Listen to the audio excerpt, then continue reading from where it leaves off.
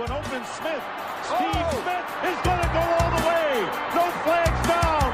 Smith scores, and the Carolina Panthers win in overtime.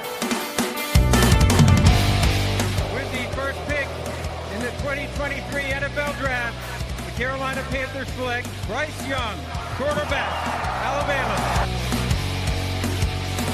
She loses the football, scooped up by Burns. Brian Burns to the house.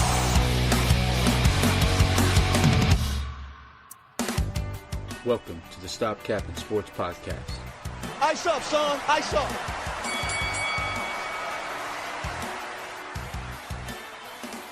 Welcome back to the Stop Capping Sports Podcast. I am your host, Dean. We are here with Seth. What's going on, guys? What's up? What's up? All right. Well, we're just going to get in there. We're going to get in there. Let's get your beers ready. Let's get your beers ready. Yeah. Got me one of these bad boys. Yeah. I got his little brother. His little brother. Oh, get in there. Get in the camera. Woo. Let's go ahead and get in trouble. Let's go ahead and get in trouble. All right. Let's get in there.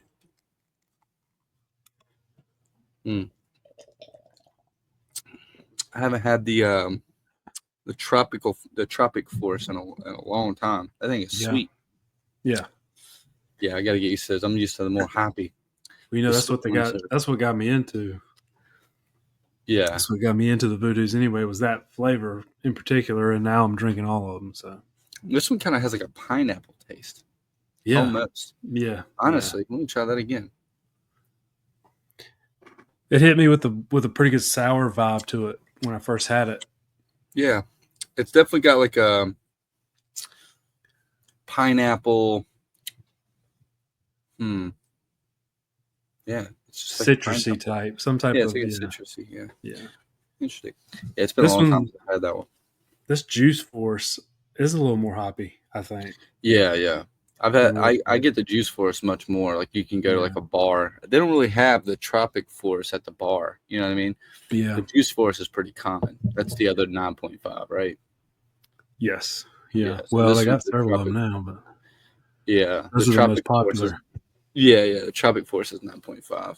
Yeah. But what you get into? Convenience store up the road always carries those, except now they carry these mini bottles, 8 mini bottles instead of a regular 6-pack. So oh, you got the small ones? The small ones, yeah. Interesting. Yeah, I just got this big variety pack from Wawa right up the street. I probably should get them from the store, from the grocery store. They'll be cheaper. Yeah, probably. Sure. Yeah, the gas station drives things up a little bit. Yeah. But yeah, no. What are you gotten into this weekend? Did you watch the game? Yeah, of course I watched the game. Yeah. Got into that. Did you enjoy it? No, not really. But I did tell my wife, because we'd had a pretty good weekend, or pretty good Friday night. Then got some stuff done before the game. You know, all of us, we had Panther stuff on as we were watching the game, put flags outside and all that. Had the yard looking good, very good mood. I was like, I'm not going to let this game ruin my weekend. So I surprisingly did not let it ruin my weekend. Just because I didn't really, the game did not go how I wanted it to go. Sure. Yeah, so. that was rough. That was a rough game. The starters, I mean, you saw Scorton get like a collapse lung on Friday, I believe it was. So the day before. I think they said it was Thursday, but they didn't fully diagnose it until the next day or something. They thought it was heat exhaustion on Thursday. Yeah. So I don't think it was Friday before they diagnosed it or something, or before they took him to the hospital. I'm not sure. Something like that. So they probably thought it was heat exhaustion because he couldn't breathe. Yeah. And then the following day, he still couldn't breathe. Like, oh, you been to the hotel. Right. Something ain't right. Something ain't right. Yeah, buddy got. But I want to know what happened. Did he get pummeled? Like, what happened? Collapse your lung. I've never heard of that. It's random stuff, right? Like a bone shard could have blew off or something. Yeah, like I've seen people get blasted, and I've never heard of an injury of a collapsed lung in football. Have you ever heard that? Maybe. I've never heard of somebody getting a collapsed lung. I don't remember anyone particular, but it seems like it's something that could happen. Yeah, well, it could happen because it did, but well, as everybody can kind of tell, I'm a little nasally. I got a little bit of a cold, so my apologies. But feeling a little under the weather. But we're here drinking beers anyway, just making sure my my immune system is at its peak. You know, you got to get that alcohol in my blood. Right. Just fight it off. You know, alcohol does the trick. Makes it worse. Absolutely makes it worse. But whatever.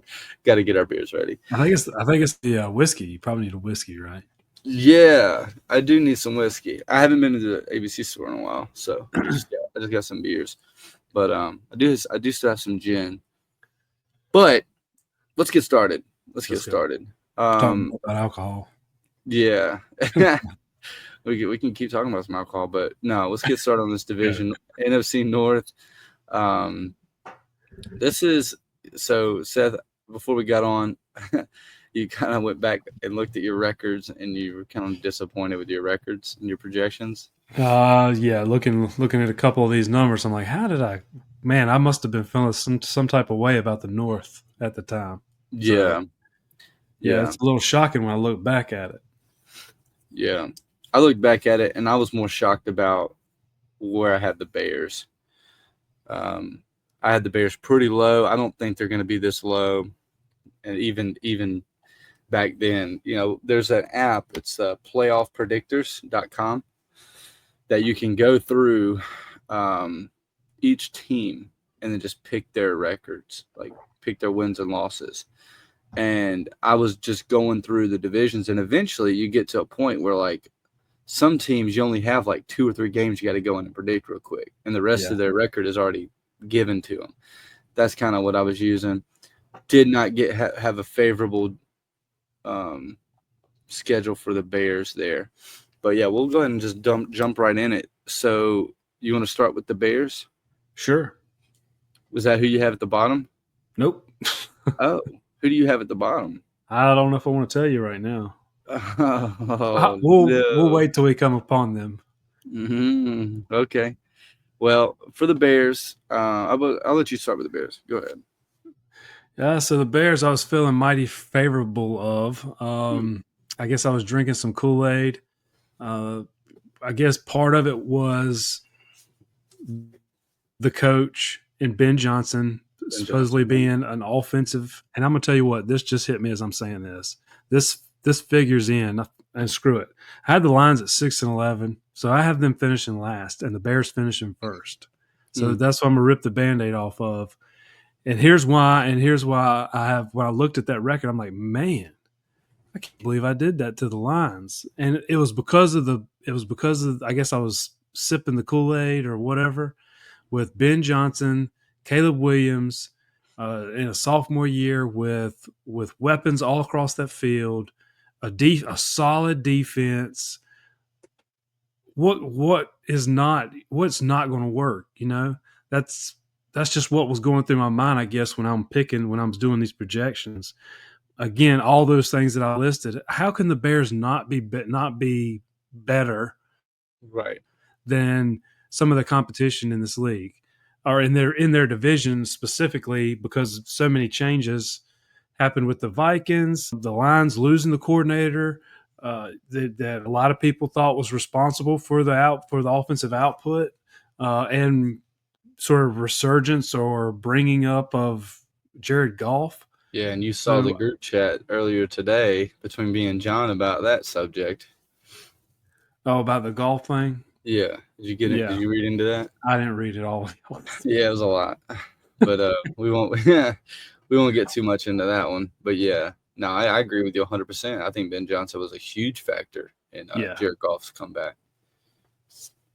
So look, I was sipping it. I was really sipping what the Bears had. Again, that you can't. That defense is going to be solid. They're top 10 at least.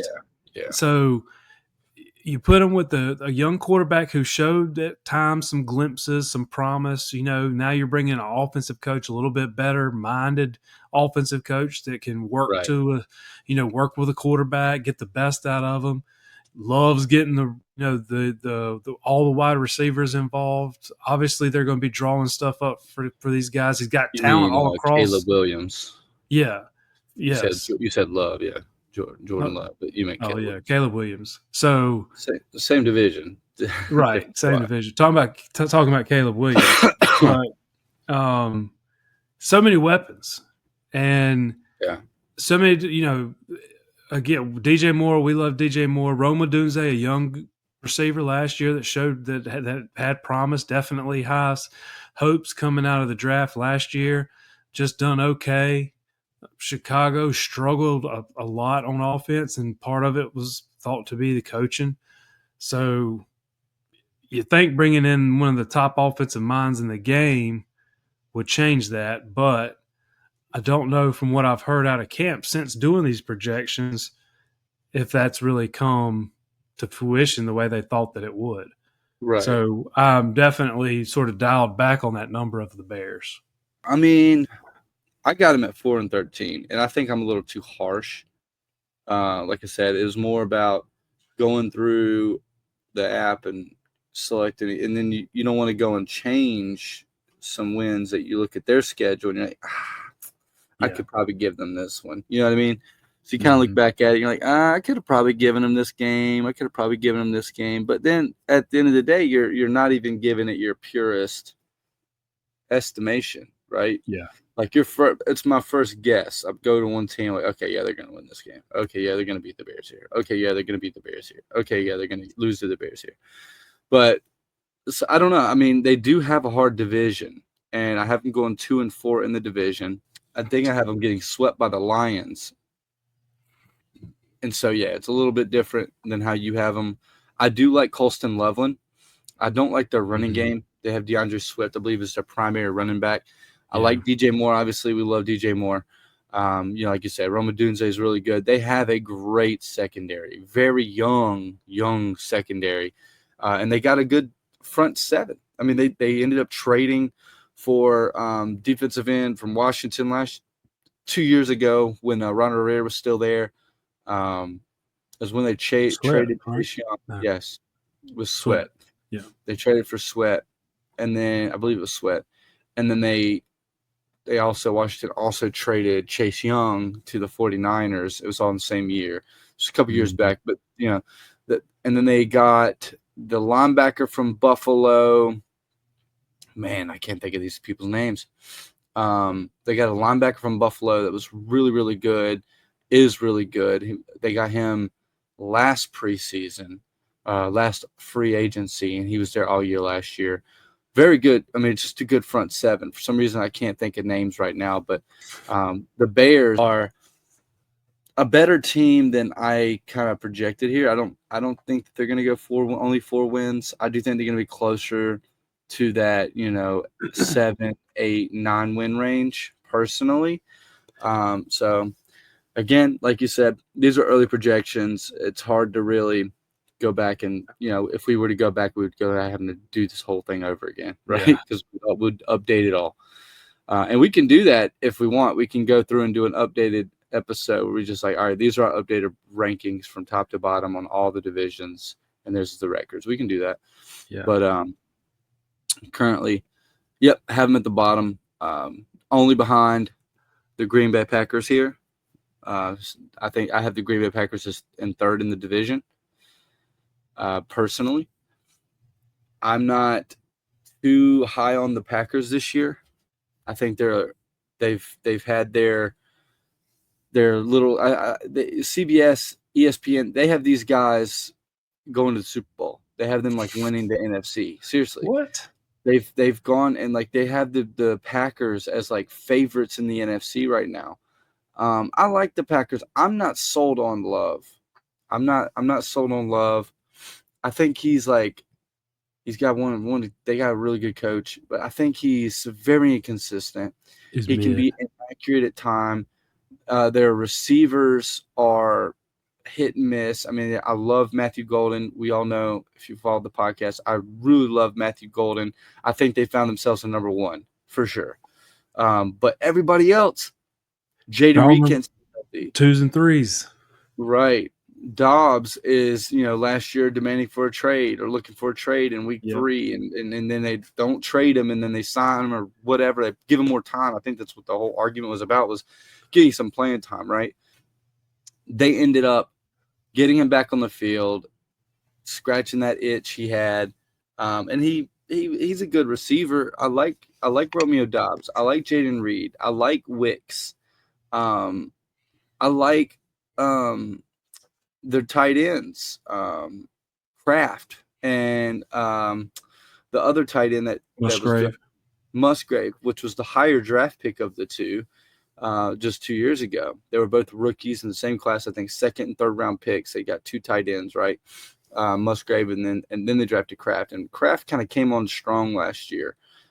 There's high hopes for him, but.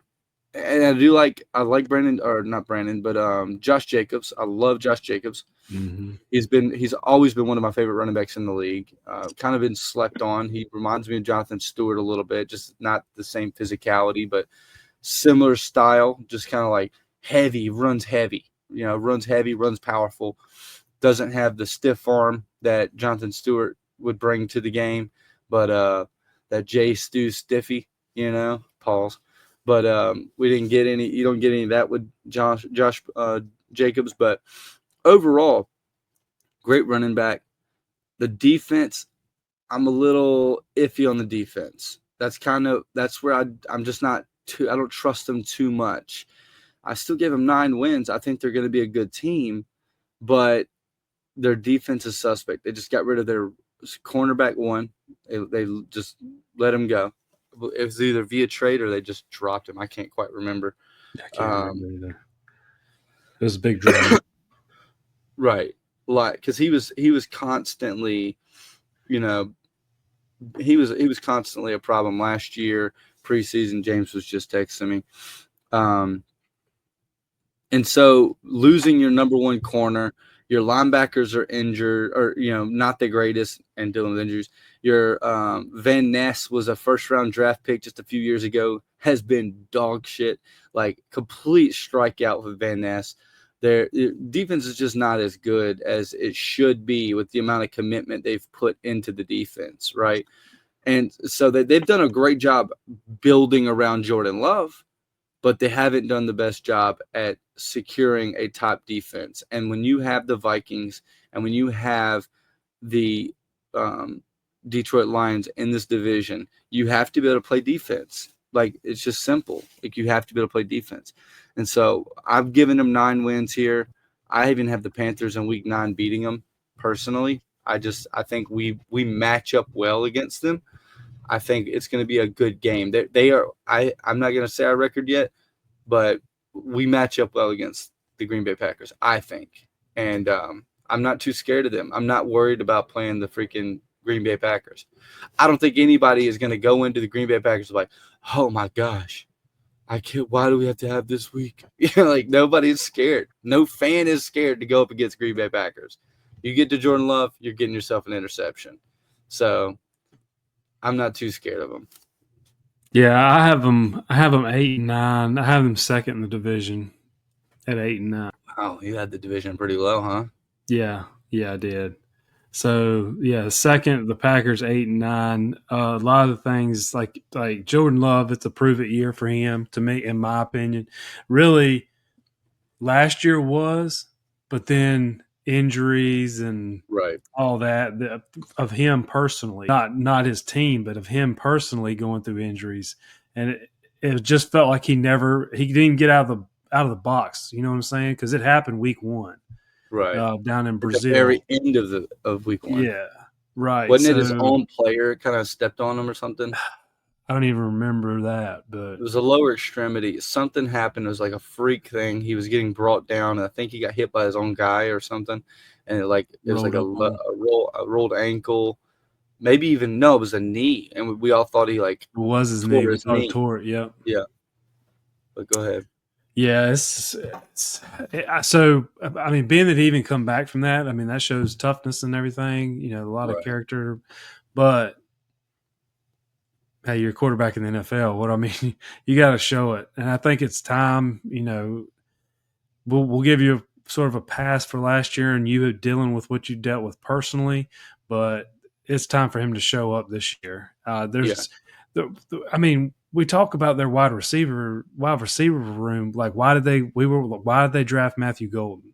They have like a team of twos, like Right. all over that in that wide receiver room. Right. You know what I'm saying? So I guess Matthew, they're hoping is their one. Finally, they got a number one. I think they got him a number one. Yeah, for sure. It's like throwing darts blindly, just Yeah. at receivers, hoping you Right. get one. So, Right. I'm with you on the defense. I think they need a little bit more up front too, pass rush wise, just to help on that back end. And like you said, losing Jair Alexander, that's going to be a big loss for them. I know they I think. can't remember where he went. Where did he go again? Baltimore? Was it Baltimore? Yeah, I wanted to say Baltimore. Yeah. Yeah. So, which is that's another, you know, the Baltimore, I think all of us had them top of the division in theirs, but I mean, they're adding pieces like that. But right. I just don't think, the Packers, man, it's just, I'm not sold 100% on LaFleur, right? I like LaFleur. I think he is the reason they can win 9 games. They're there. Okay. They get these guys, like, the reason they're a bunch of twos is because they just can't catch. Like, they're getting open. But they deal with drop problems like the Panthers deal with drop problems. Like, we had the most drops from week 8 through 17 or 18 in the NFL. Panthers did. And we had our bye week in that period. So like think about that. So we take a game away and still leading. I'm pretty sure we had our bye week between 8 and 18, and we still led the NFL in drops. Green Bay is not far from that. Like, they're down there with us when it comes to drops. Not much Romeo Dobbs, but they call him Droptavian Wicks. Wicks, Mr. Droptavian, can't catch. But the dude is a freaking lightning bolt when he gets the ball in his hands. He's a game changer. You get him the ball. If he gets the ball, that dude is a big time play waiting to happen. Jaden Reed, he's not the most like dominant player in the NFL. Like, he's not the best route runner. He's not like dominating man coverage, dominating against zone coverage. When you talk about his route win rates, he's like mediocre. He's literally mediocre, but you wouldn't even think it. Why? Because they scheme everybody open. Like, Jaden Reed will be running wide open. And then you go look at his metrics, it's like, oh, well, he's not winning against zone coverage. The reason he's getting open is because of the scheme. So Matt LaFleur is getting his guys open, something that people like Marvin Harrison need. Marvin Harrison need to be schemed open. You get Marvin Harrison in Green Bay, where he is schemed open, oh, boy, it's game over. So, like, you put these guys in a situation where they have to, like, win with their pure talent at the position, they're not going to be successful. Like, they're just not that good. So you have to give the scheme credit where credit is due. And I do think Matt LaFleur is a big reason why these guys were put in good positions. Their issues were that they are not talented players, and they weren't able to capitalize on all of the big opportunities that were drawn up for them. And Love missed some passes, but, dude, Love was kind of being held back a little bit. And I already started this whole team about where I wasn't a big fan of Jordan Love. I think he's very inconsistent. He is inconsistent. But, like, man, there was moments where he's hitting guys right in the hands, in stride, wide open, and they drop it. I mean, it gives me Bryce Young vibes, like the luck that Bryce Young has had. You know, but again, Bryce Young had it worse than anybody from just last year, from week 8 through 18. So, well, we've definitely been a team of twos too. We've been a team of like threes, okay? Yeah. Like, they actually have like guys that have big playability and a good scheme. They schemes everybody open. Like, it is what it is. But yeah, so for me, like I said, I have them 9 wins. I don't think they're going to be some crazy juggernaut. I do think they're going to be respectable. I'm just not too confident in that defense. I mean, again, you lost your number one. You're going to be with a bunch of young guys. I'm not a Green Bay fan, so Green Bay fans are probably going to come in here and look at this. I'm like, oh, my God. Just like we would if we're Panthers fans listening to somebody talk shit about the Panthers and they have no idea what's going on with the team. So, yeah. So, sorry, guys, if you if you know your replacements for Jair and he's apparently going to be the next All-Pro, my apologies. I do know they're big on McKinney. Yeah, no, McKinney's a dog. I'll give him that. McKinney's really good. But still not an 8. Let's talk about who I have as number 2. I have these guys here. Minnesota Vikings. My record, I have to pull it up. I have them at 8 and 9. Okay, so you have them at 3rd. And but you I had mean, it's the same. I have Packers and Vikings both 8 and 9, but the Packers get the tiebreaker. Okay. Second. I have the Vikings at 10 and 7, and I have the Vikings and Green Bay going 3 and 3 in the division. I personally, I could see a world where the Vikings win this division. J.J. McCarthy has had one hell of a camp, and this was before. Again, this is before camp and all that stuff. I had them at 10 and 7. This defense was like top 5 last year. They led the league in sacks. They were the number 1 blitzing defense. Very, very good defense with Brian Flores. Still do not understand why the Miami Dolphins would have fired him as a head coach. I would never forget that. I can't not think about that. But dude, they're flipping talent. You know, it seems like anybody that touched the field, they can become high sack total players. We got Warnham and we got Pat Jones because of that, because of the scheme that Brian Flores is running, and the success that they had in the blitzing packages and their substitution packages, getting these guys in good situations to win. They ended up getting contracts, leaving Brian Flores, and they both happened to be with the Carolina Panthers. And they were rotational pieces. Like, this defense is insane. And you go and then you look at the offense. I mean, the offense is just as crazy. Like, they have Aaron Jones now, a fellow Packer, a former Packer, I should say. He goes in division and goes to the Minnesota Vikings. TJ Hawkinson's healthy. Justin Jefferson, a little bit of a lingering hamstring issue right now. Not the best time to have a hamstring issue in August. But it's still Justin Jefferson. He's going to rehab. He'll be back by week 4. Probably going to be there week 1. Who knows? Then Jordan Addison. He's got a little bit of a suspension from the incident that he had. But overall, the biggest one is J.J. McCarthy. To me, J.J. McCarthy had his chance to sit back, learn the system, master the system with zero pressure. Zero pressure. Learn the scheme, get in there, get the mental reps. And now this year in preseason, offseason workouts, all this stuff, mandatory workouts, mini camp, blah, blah, blah. Dude's lighting it up.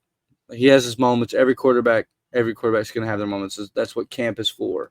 It's to create the hostile environment to help you grow, help you improve as a player.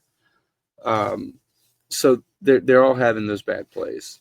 Even Aaron Rodgers, vet in this league, is having bad plays in camp. It's designed to do so.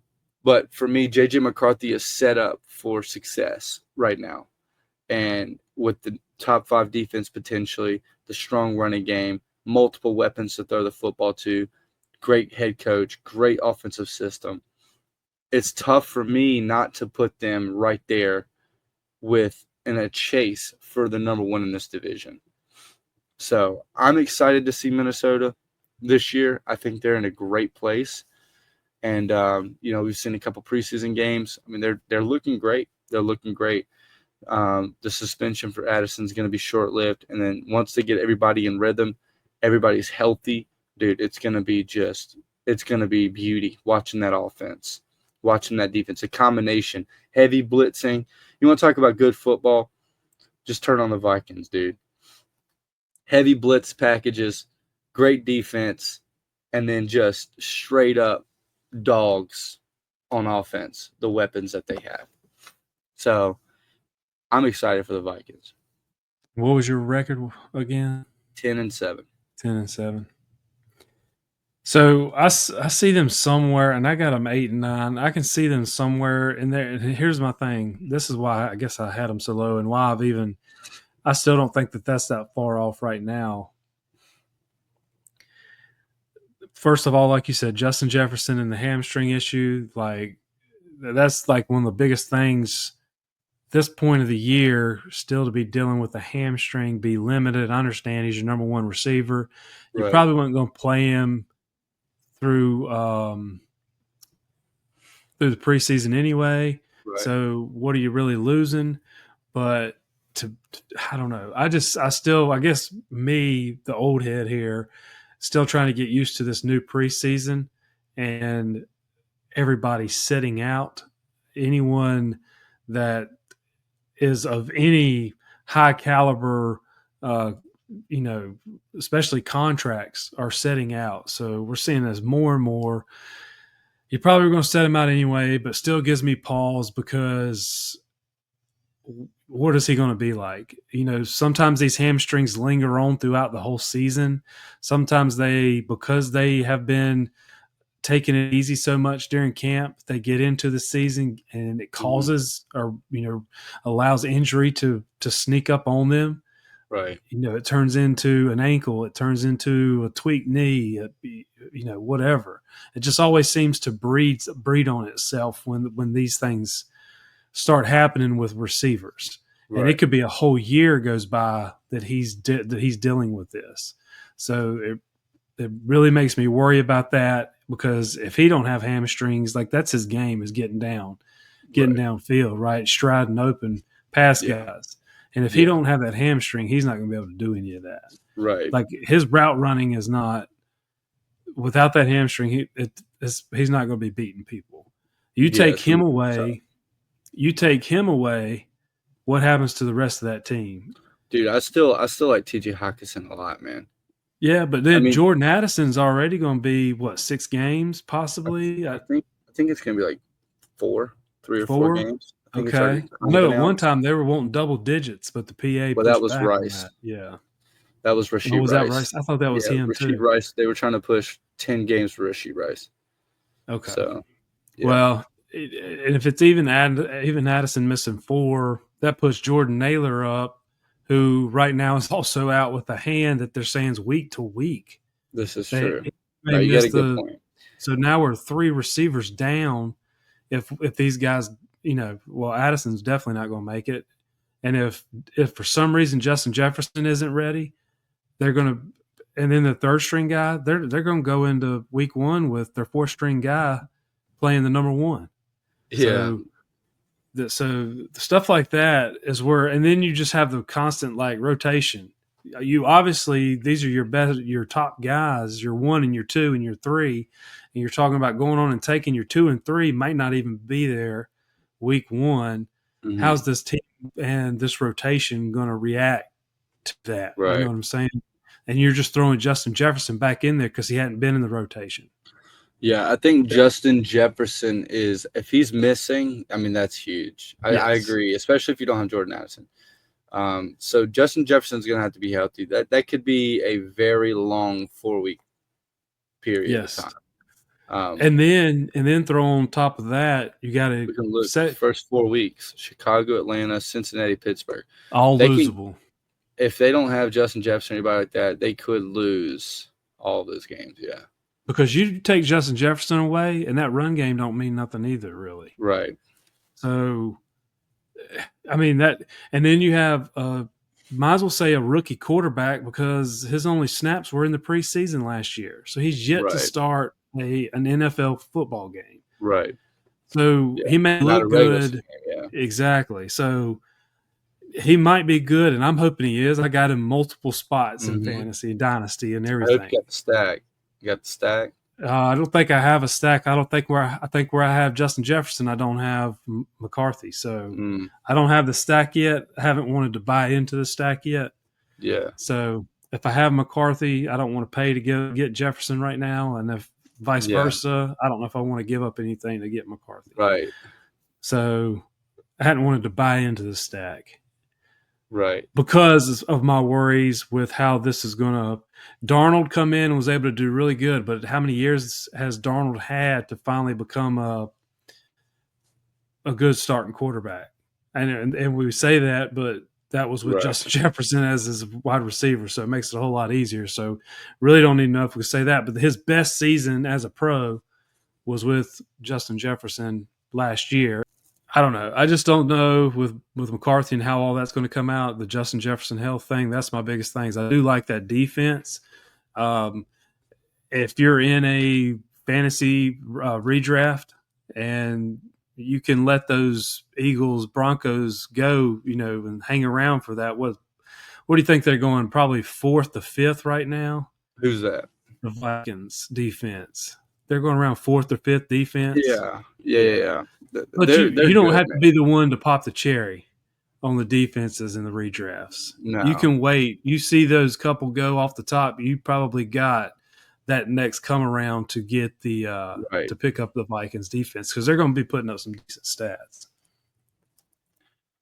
I do like them if things click, but I'm just worried about it clicking. Right. It's the blitzing. That's the stuff that it's the blitz packages from him.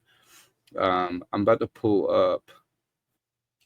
You were just talking about redraft, so we'll talk a little bit about it after this division here. We just did a Stop Capping podcast redraft fantasy football league, so we'll go over some of the draft board decisions there and see who kind of the favorites in that league. But so good plug there. That's a good segue, and we'll get into that. But that brings us to the Lions, and I know you said you had them 4th. Yeah. Whew. Yeah. You had them 4th and the Bears 1st. I'm also I think Ben Johnson was a huge piece to that that system and to that team. It was a huge loss. I think it could be like Shane Steichen's departure from the Eagles in that first year where they just couldn't get anything in rhythm. And I think you can potentially see a Jared Goff fall off a little bit before that. If you have not yet started following, please go to Stop Capping Podcast on Facebook, Stop Capping Pod on Twitter, Stop Capping Podcast on Instagram, and like and subscribe for the YouTube channel.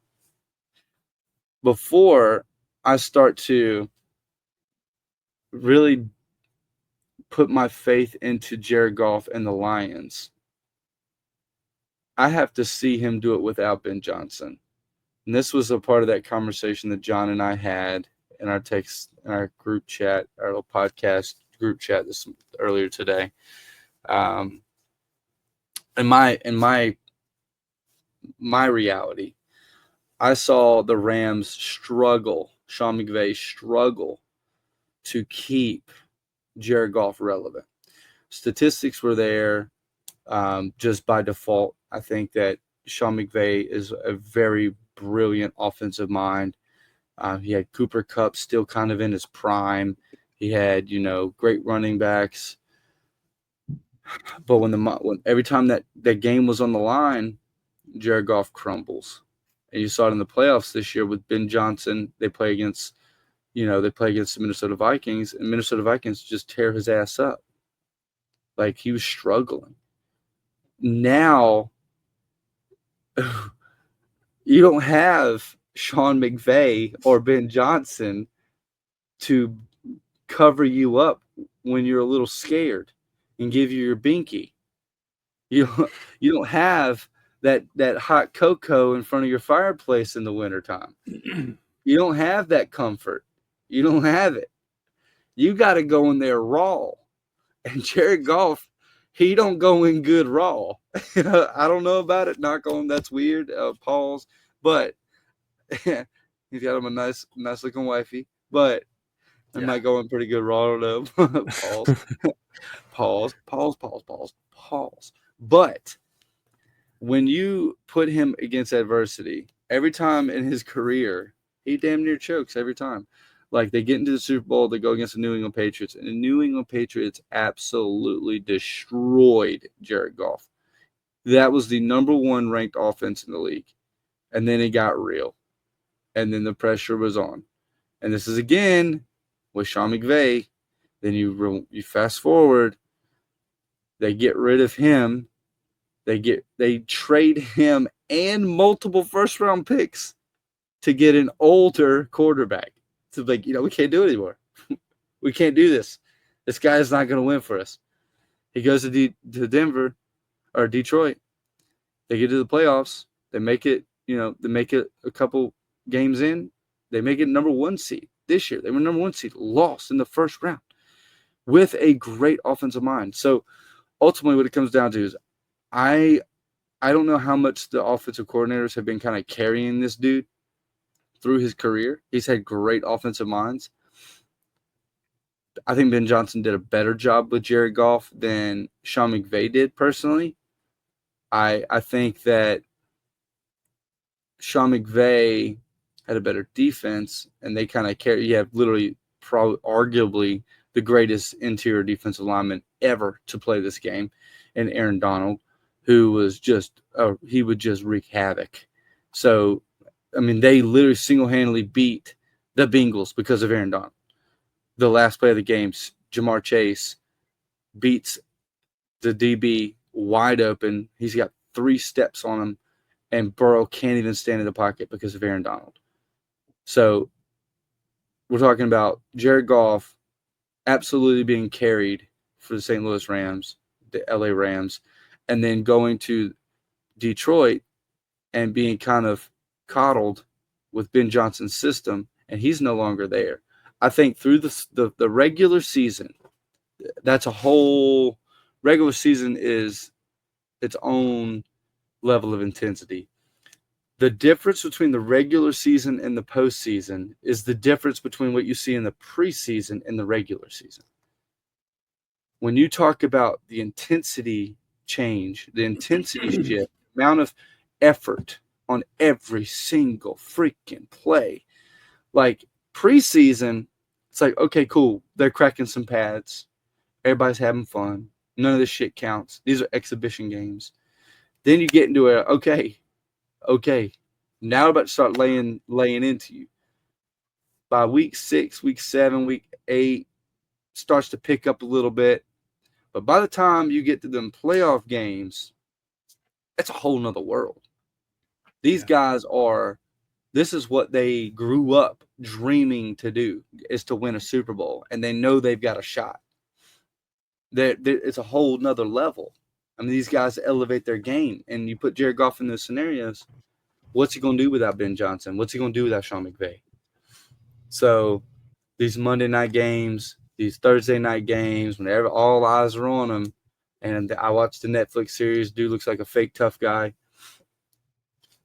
What's going to happen? What's going to happen when all the pressure's on? We've seen it. I feel like he is a Kirk Cousins type.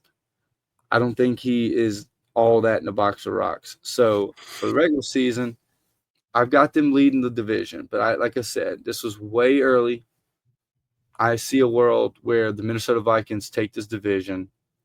I think J.J. McCarthy's got more edge than Goff. We haven't even seen this dude play, and I got more faith in J.J. McCarthy than I have Goff to finish the damn football game. Okay. Because I do genuinely think this dude has been carried by great coaching. He's got a cool head coach, but the dude don't make a system. He's not Bill Belichick. I mean, Bill Belichick didn't make a system, but he kept rotating from in-house. And eventually Tom Brady just started implementing his own damn system because he knew what he was good at, Golf, that's not golf, man. Golf has got to have everything kind of in order, make sure Everything is lined up perfectly. Got to have the protection. Got to have the weapons. Got to have the defense. Got to have all this. Got to have the right play call. And even then, as soon as things get a little bit pressure, like a little pressure situation, this dude crumbles. But that's just me rambling on that text message thread about that we had earlier today. So, John, you're welcome. I put it on the podcast. I disagree. I don't think the dude is I think he's a liability. That's why the Rams got rid of him. That's why they got rid of him and multiple future first-round draft capital to land a guy who was injury-prone, had zero success when it comes to winning. Because when you talk about football, winning isn't everything. What is the talent that the player brings? They saw that Matthew Stafford was significantly better than Jared Goff. So I got them at 12-5. I got them choking in the first round. I personally think that they are probably going to swap with the Vikings. I think the Vikings could become number one in this division. That's more to support, Seth, your take on this for Minnesota, not having the coaching staff. And, I'm not – I just don't like them. I like Gibbs. I like Laporta. I like Amara St. Brown. I like Hutchinson. I like Montgomery. I don't like Goff. Sorry, don't like Goff. I like the head coach. I like the defense. Just not going to be enough. Just not going to be enough. You know, from a fantasy perspective, I have a share of everyone, including Aiden Hutchinson and an IDP. Right. I have a share of everyone on that team except for Jared Goff. Yeah, right. I'm not going to – I'll definitely agree with you that Matthew Stafford is the better quarterback. Absolutely. Hands down. End of career comparison, I guarantee it by the time golf's ended that Matthew Stafford his numbers will still show to be greater. I think Stafford's just a better quarterback. I think his way of play, his understanding of football, I think being able to process the game, I think is different and better and quicker than what Jared Goff's is. Yeah. He's definitely the better quarterback. I don't think there's anyone that can even dispute that, to be honest. Again, my thing with the Lions and why I have them to even try to argue this, but at 6-11, I think that's a definite undersell. I think that I've just put so much stock into the Ben Johnson thing, and Ben Johnson is what ran this offense, and this was Ben Johnson's show. Right. I think I just bit that so hard that I ended up affecting two different teams because of it. Now, I watched one of their games with the second team guys playing. I mean, Detroit's still, and I guess St. Brown was in there too, so I guess it's some first string guys, but the Lions are still able to move the ball. They're still able to do, and I guess with that talent. And I mean, golf's not horrible either. I don't want to put him in the bottom of the league or anything like that. No, he's still probably one of the best game managers as far as a game manager QB can be. But he's not a top 5. I don't even know if top 10 is right. Maybe 15 range, right? Is where I would put him. So I would have Dak Prescott above him. And really, I don't know if in fantasy, I would have him further down than that, to be honest. I like Dak Prescott more. I think Dak Prescott's a better quarterback than Jared Goff. I think he offers more. I think he brings more to the game. Yeah. I think Dak on the lines would be better than, to be honest. Yeah, I think Dak on the lines would be better than Goff. But put Goff on the Cowboys with that offensive line, boy. Bro. Yeah. Out of all the defenses, the Packers definitely have the worst defense in this division. I think all these defenses are pretty good. I think even the Lions, they're not up there with the Vikings or the Bears, but they're still pretty respectable. Right. You know what I'm saying? You definitely need to know who is where, especially when you're talking about a Hutch or something like that. A branch in the secondary, somebody that's always lurking, always looking to take a ball away. So there's definitely some pieces here, and I don't see no reason if that they couldn't. I think they'll be somewhere toward the. They're going to be fighting for the division. I think definitely 6 wins is too low. I would probably almost give them another at least 3 to 4 right now. Yeah, almost really have them switching with the Bears. To be honest with you. Yeah. Yeah. You have the Bears at 6 potentially. Yes, right now 6 to 7, I would think. Yeah. It's all about how Caleb Williams, man. I just know from the stuff that, which I'm not seeing all their stuff from camp and everything, but the stuff you have seen from him, it's been a lot bad. It's bad stuff. It's been pretty bad. Yeah, so if Caleb Williams doesn't figure it out and Ben Johnson can't get him going, then it's going to be bad for the Bears. Yeah, well, I mean, our rankings are completely different here. Yeah. But we'll let James and John come on the next episode. They can give their rankings. I'm not going to go through all that, but yeah, I personally have Lions, Vikings, but if I can do it again, I have the Vikings potentially probably taking the lead.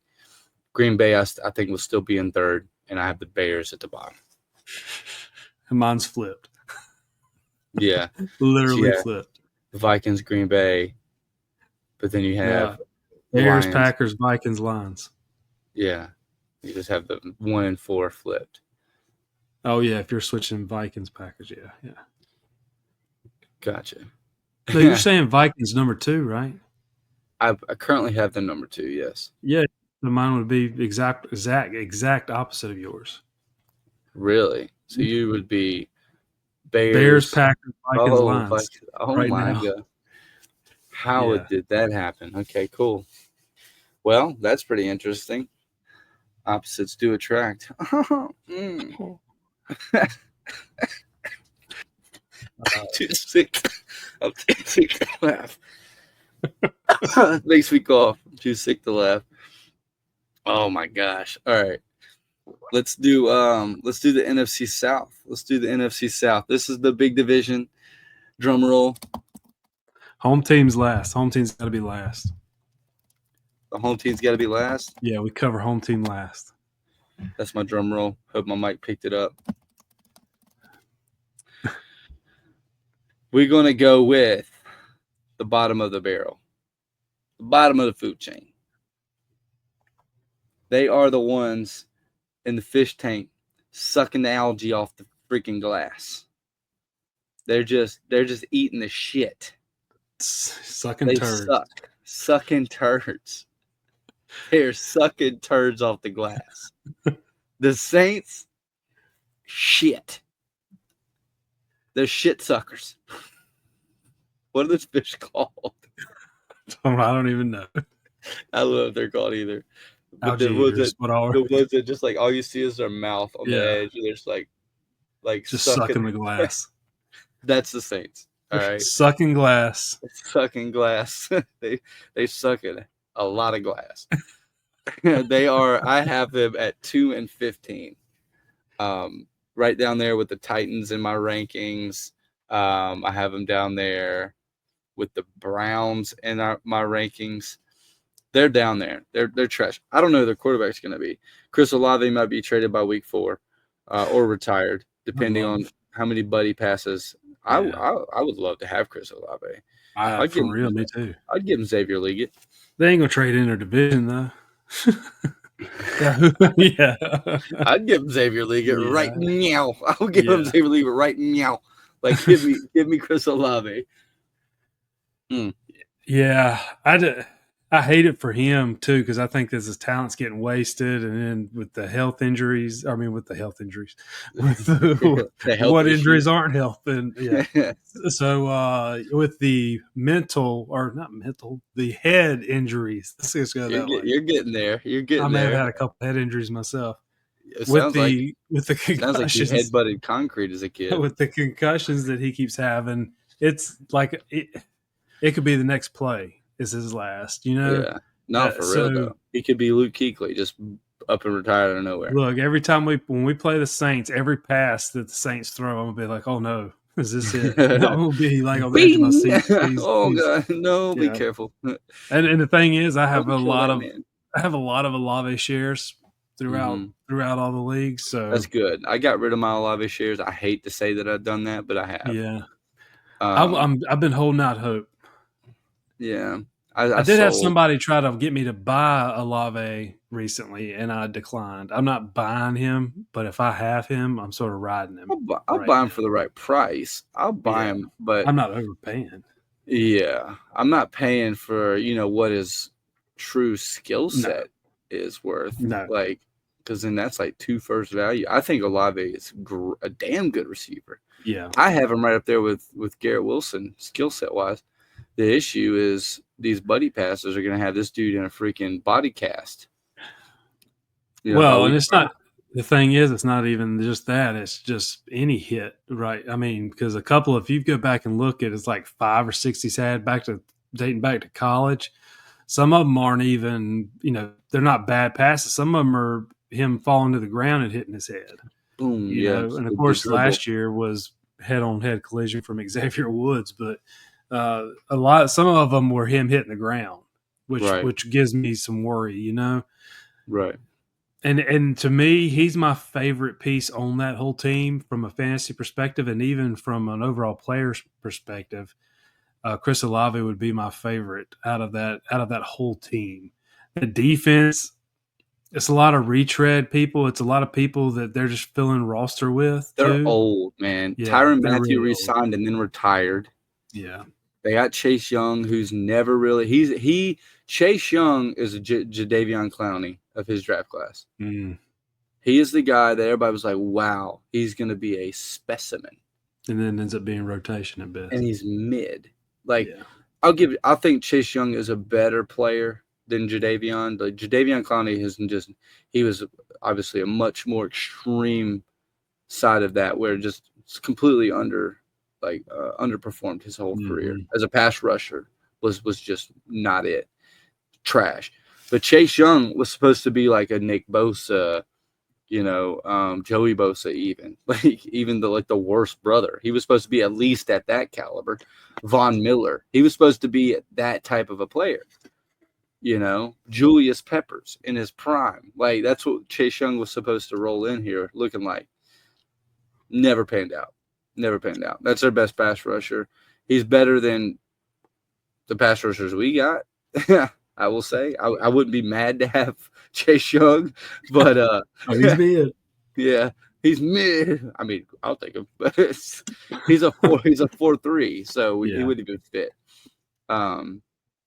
Yeah, he's not a good he wouldn't be a good outside linebacker. Having to drop back into coverage, he'd get cooked. Yeah. He's just a pure pass rusher. So, yeah, he wouldn't even fit our system. If we were in a 4.3, I would absolutely love to have a Chase Young just because, again, that's a major upgrade. But I'm just more so referring to, like, what he was supposed to be, the value, the caliber of player he was supposed to be when he was coming out of college. I think he was at Ohio State also. And he was supposed to be dominant. And it's never panned out for him. But that's about all they got. Like you said, they got Olave and they got Chase Young. I mean, Matthews is gone. I don't know. Shuck, Ritter, it doesn't matter. Dude, I am salivating at the mouth. I'm foaming at the mouth is what I mean to say. I'm foaming at the mouth to play the Saints this year. Yeah. That is a game where we can look like freaking Super Bowl contenders. Like, to get after those quarterbacks, we're going to see Umami yelling, squirting. Dude, let them boys get in there and cook real quick. Their center just got put down on IR for the season. Their tackle, I believe, retired this whole season. Dude, they're cooked. Yeah. I mean, Alvin Kamara's like 30. They've got Keandre Miller. They drafted another running back this year. Their tight end Johnson's old. He's like 33 years old. They have Olave. They literally have Olave and Shaheed. Yeah. Rashid Shaheed. Yeah. Just the speedster. We just gotta make sure we don't get beat deep. Just don't get beat deep. Don't even give Ritter an opportunity to make the once every 5 game pass against us. Saints, we should sweep these bad boys. I think I do. I forget. I'm trying to remember that the running back's name that they just drafted. I can't. I have him in multiple spots. I drafted him in the rookie drafts and everything. I think he's going to fit pretty good there. Definitely, if they can use him Kamara like, looking to the future, I think he's got some room. This would be more of a dynasty pick, but I like him okay if I'm drafting rookies in a rookie draft that's already been done. So I don't know why I keep telling you that, but Devin Neal. Yes, Devin Neal. I even traded for him, threw him in on some trade that I done just to throw it in to try to even out some of the little value. But I do like him, like possibility of what he could be. But I think that's a year or two down the road. Definitely after Alvin Kamara's gone. But yeah, Olave and Rashid Shaheed, that's it. Yeah, and then it looks like Rattler is going to be the starter. Based on everything that's happened in preseason. I mean, Stuck, he got air tackled. I can't say his name because it's not that out spelled. Right. But he got air tackled the other day too, just like Andy Dalton did week prior. He looks horrible. His mechanics look janky as everything. Like it's like a bad programmed robot. I mean, it's horrible. It's horrible. His dropbacks are horrible. His arm throw, his throwing motion's horrible. I swore they were going Jackson Dart in the draft, and then they didn't. They screwed themselves every which way. They could have had Jackson Dart or Shador at this point. Right. So, yeah, I don't. And now we see today what Jameis Winston. They said that's one of the top places for him to reland. Return back, yeah. How stupid do the Saints look where they let this guy go last year thinking they were going to – I don't know what they were thinking. I guess they just wanted to get him out of there so he wouldn't be a distraction. But they're looking to have to maybe go back to Jameis Winston, who if they go back to Jameis Winston – nice can, yeah. Go ahead. If they go back to Jameis Winston, I would give him a couple more wins automatically. No, for real. Jameis At least he's going to complete passes. Chris Olave will be a 1,400-yard receiver with Jameis Winston. Yeah, give me Jameis. You want to talk about getting a stack? Let me run to the waiver wire real quick. Let me go. I'm dropping 100 fab right now. Give me Jameis right now. I would take him on that offense. I think he's proven 2 years removed from him playing a game there. So he already knows those guys. He already familiar with everything. It wouldn't be him going to a new team. I think it'd be a great idea, and he's going to get the ball out. At least football games for the Saints would be fun to go watch. Right.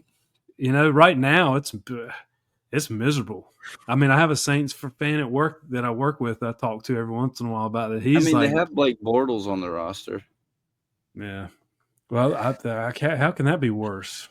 Honestly, though, from what I've seen, though, he would probably be an upgrade.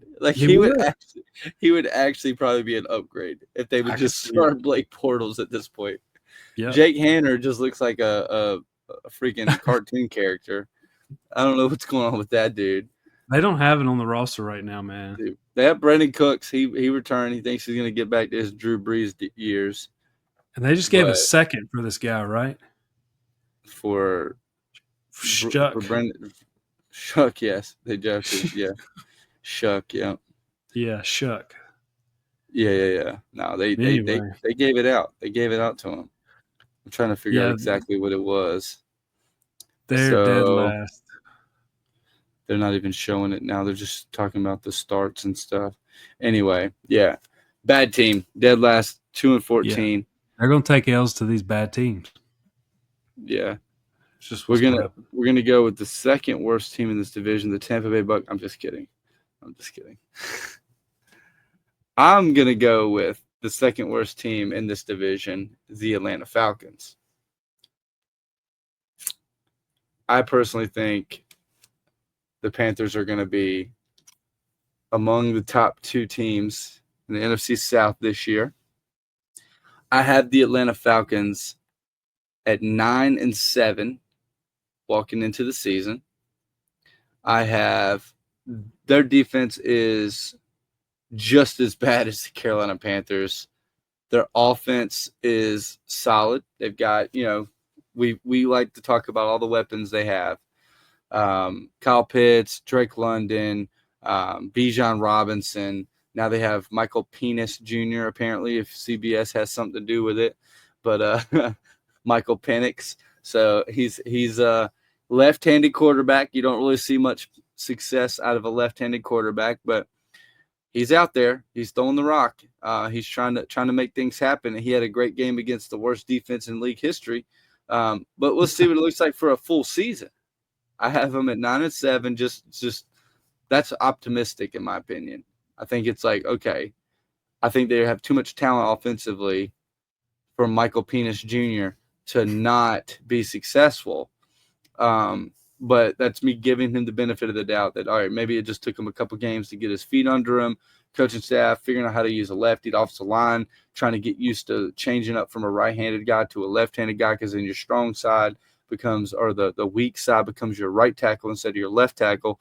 So you got to make sure you get that blind side protection, and the whole mindset of an offensive line shifts when you go from a right-handed quarterback to a left-handed quarterback.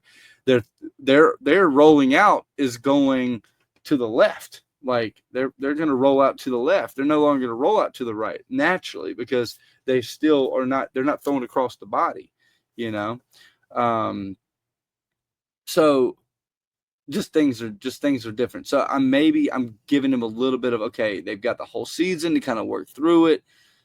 Michael Penix is going to be a decent quarterback, but their defense is a bunch of rookies. A lot of rookies I would have loved the Carolina Panthers to draft. Watts, Jalen Walker. You got offensive or the defensive lineman from the Tennessee. He was a kind of a jerk. I can't think of his name. Pierce, yeah, James Pierce.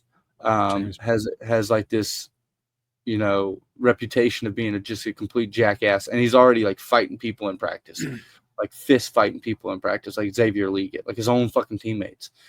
So James Pierce is just a jackass. Like, it is what it is. And so you got some grit over there.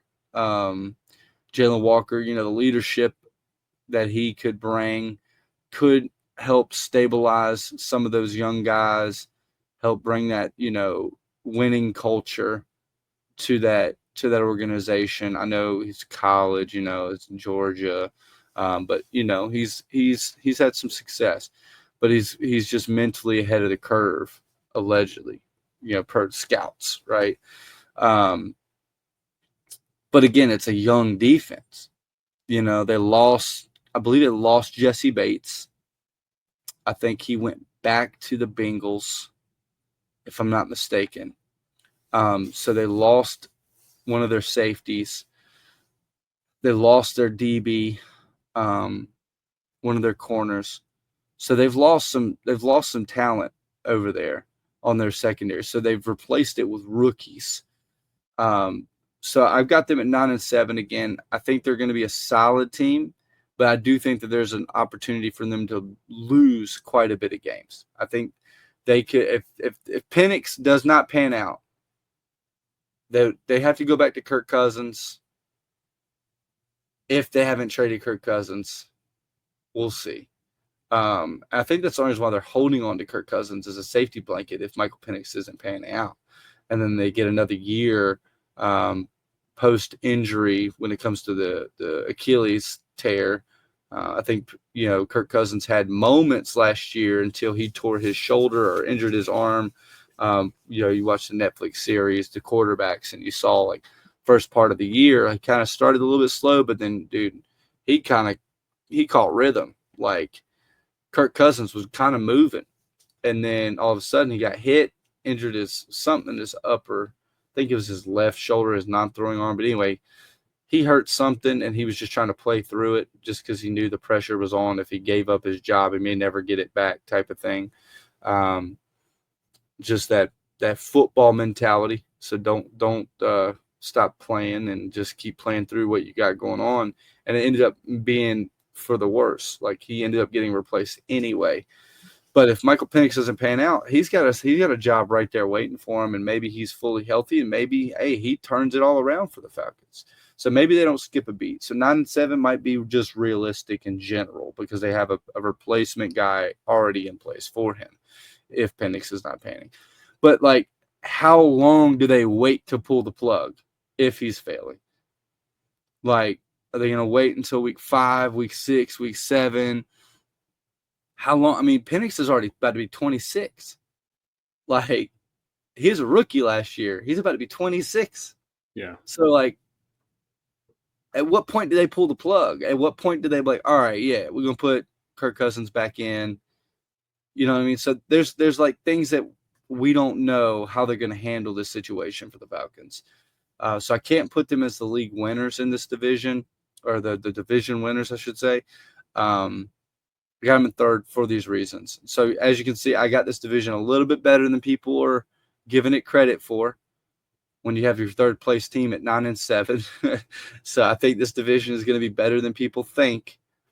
9-8. 9-8. Yeah, sorry. I got them at 9-8. I think this division is going to be a little better than people really are going to give it credit for. It's going to shock some people. I do think they're going to shock some people because, this is a situation where they go up and play up against an NFC South team and like, easy dub. And then boom, they get busted in the head, But what do you got on the Falcons? I got them coming in at 10-7. I like the Falcons. I like the offense. I think weapons across the board. Darnell Mooney, I think, has emerged as a good, solid number 2 that I think any team would want on their team. You're looking at Bijan, like, hands down, probably the one of the best, or not the best, running back in the league. Top 3.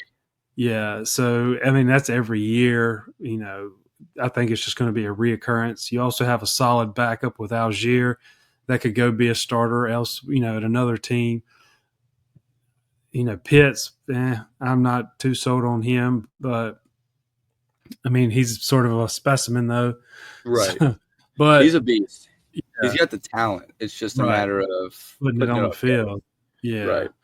So I like that team. They definitely brought in the youth on the defense. Definitely tried to. You could tell that they definitely meant to target the defense. They sold out for this year too. Yeah. To get that defense right. So right.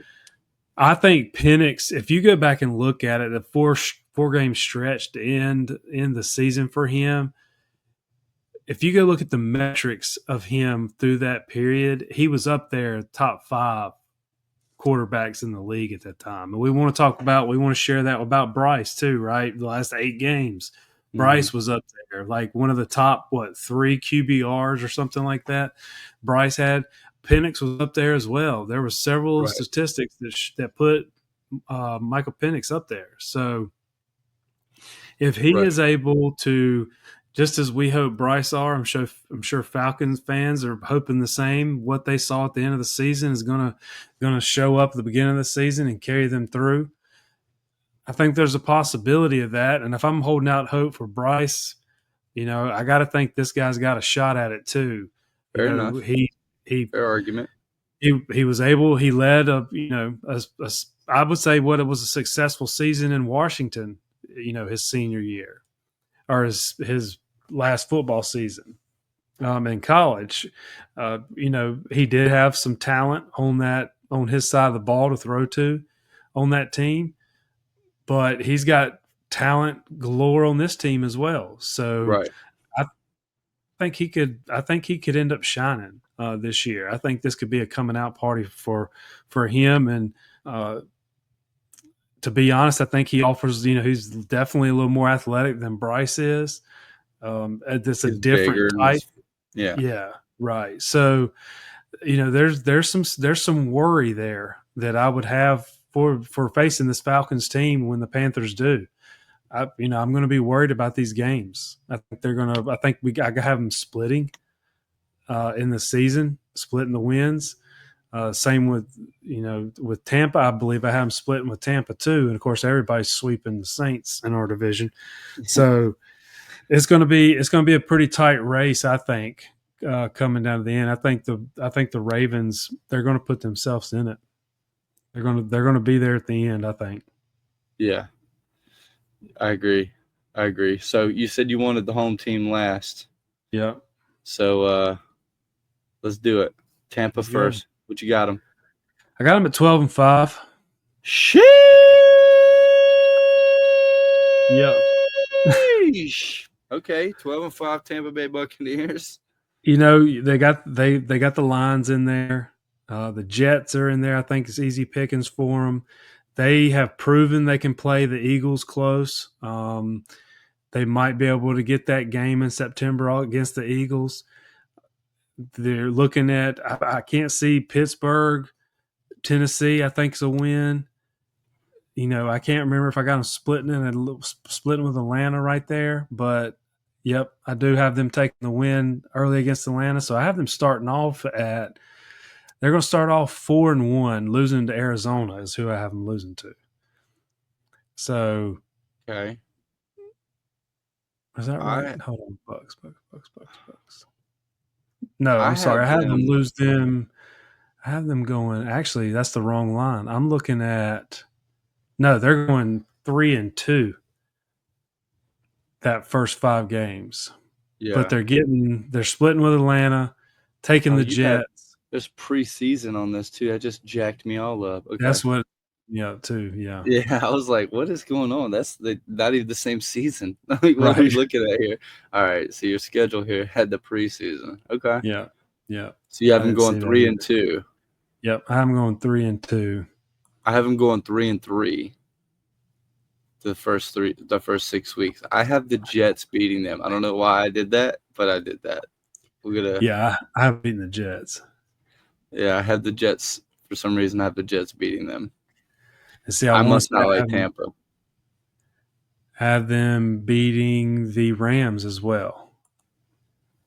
So there's some Rams. Yeah, there's some big wins. I haven't beaten the Rams. Pretty solid wins that I'm giving them. I have the Patriots beating them. One thing that the defense, I'm a little down on the defense, but offensively, the running game, I think there's probably going to be a running back by committee. Bucky Irvin may get the majority of the carries. Rashard White's going to be in there getting his catches out of the backfield. And, they're going to make do in the backfield, but it's going to be Baker in this receiving core. Yeah, I've heard Emeka Buka's going freaking He's nuts. looking amazing. I've heard he has been cooking. Yeah. I just it may have been the redraft for the podcast that I drafted him. I drafted him somewhere in a redraft late or later, but I saw him sitting there and I'm like, I'm taking him. I mean, I'm hearing so much good stuff. Chris Godwin, we don't know exactly. He's going to start on PUP, so it's going to be at least 6 weeks before he's coming back, possibly. Right. If they run him, and then now Jalen McMillan's also going to be out. It looks like due to concussion. You didn't take him in the podcast league. I just looked at it. It wasn't that one. Okay. No. But I think that's a huge. If you're drafting in the next week or two, I think Emeka Egbuka should be up the list right now, especially after the McMillan injury or concussion this past weekend. He's got a neck issue. He injured his neck. He fell on his freaking. He had like a whole neck cast because of the injury. Yeah, no, Emeka Egbuka is going to be a problem. The dude is JSN 2.0. And Baker's proven he can work with all of them. When Evans went down and Godwin went down, I mean, he was still out there. Baker was still out there getting the ball out. Right. But Callahan left. I think that's his name. Whatever his name is. I went to the Jaguars. Oh, Cohen, yeah. Goofy ass. He left. I think Baker's figured his stuff out. I think he got out of Cleveland. Yeah. That was the biggest. That was number one. Get I out of think he went through Cleveland. the humbling. I think he Yeah. got humbled when he realized that no one in the it was like, and that's what I said too. It's like while he's at the Panthers, he came in a little bit of arrogance, Mm-hmm. and then he shit the bed in Carolina, and then we Which were going to might trade not him, have and been all his nobody. fault. Right? No, it wasn't. It wasn't all his fault, but it was like this harsh reality that you're just not him. You're not him. He had this. Football players have that. Football players think they're the best, right? So they genuinely, they in their heart of hearts, like I'm the best at this position. Basketball players are probably the worst with this. Like literally, guys are coming off the bench think they're better than Jordan, but like football players have the same kind of thing going on, but they're a little bit more level-headed with it. These basketball podcasts are absolutely absurd. Just some of the shit that I've listened to, but Baker had that same kind of energy. Got humbled when nobody wanted to trade for him. We ended up trading for him, and then we put him on the block, and nobody wanted him except for the Rams. He goes to the Rams, does a great job, and goes back to free agency. Nobody wanted him. Like it was a humbling process for the number one overall pick, and I think that may have matured him a little bit. I think he needed that. I think his arrogance was just a little too much. That's why I've never really liked Baker, is he's just got this just so much arrogance. He just seeps arrogance. It just pisses me off. He thinks he's like way better than he is.